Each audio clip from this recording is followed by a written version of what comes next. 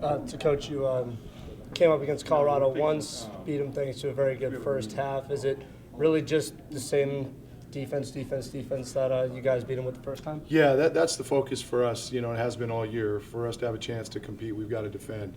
The second half, they got out and scored a lot on us. So I think as big as the first half fluke may have been, I think the second half we're hoping too. So I know it's going to be tough to hold them to 12. We certainly can't let them get off and score 40 in either half. Yeah, Askia Booker for Colorado, who's been a big game guy. But on your side, you have Gary Payton, second reigning Defensive Player of the Year. How is the combination of him and Malcolm DeVivier going to kind of give you an advantage for this game? Well, when we played them, we played a lot of zone. And those two, I think, did a really good job of sort of squeezing him in transition, keeping him from getting deep where he wanted to go. Our forwards did a good job of funneling him away from the paint. And so it was really a collective effort. And then we did a nice job collapsing on their post when they threw it in there. We're going to have to do that again and then not let them go crazy from three like they did in the second half. Then I think the big key is going to be if we can keep them from getting up and down in the transition game is rebounding the ball. They're good when they crash the glass, and we know it's been a little bit of a weakness of ours of late, and we're going to challenge our guys to turn that around here in the postseason.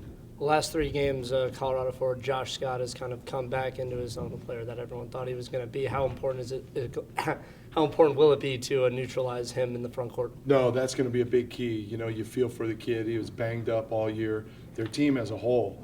That's the only reason they didn't finish where everybody expected them to finish is they've been riddled with injuries. And now I think they're as healthy as they've been all year, and they're that team that was picked third, so very dangerous.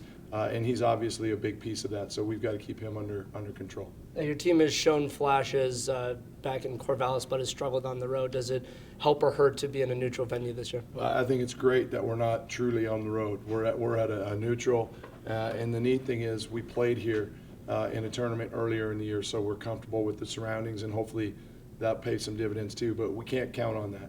We've got to come out and find a way to play with the same intensity and the same focus and same togetherness that we've showed in Gill back in Corvallis all year long.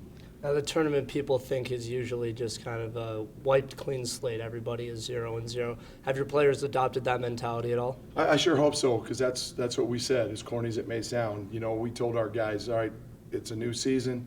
All the stats, because we've had some guys struggling shooting the ball, they all disappear. But then we reminded them also the defensive stats disappear too. And we've got to continue to defend like we have. Guys relax a little bit more on offense and do things the way we're supposed to. And if we can get a couple of the guys that have been struggling offensively to step up, hopefully that will help our offensive production that's been hurting this year, and it'll be a great combined effort for us. Right. Thanks, Coach. All right, Appreciate man. it. Good to see you. Yeah, me too. You need some more? Can I just have you sit down?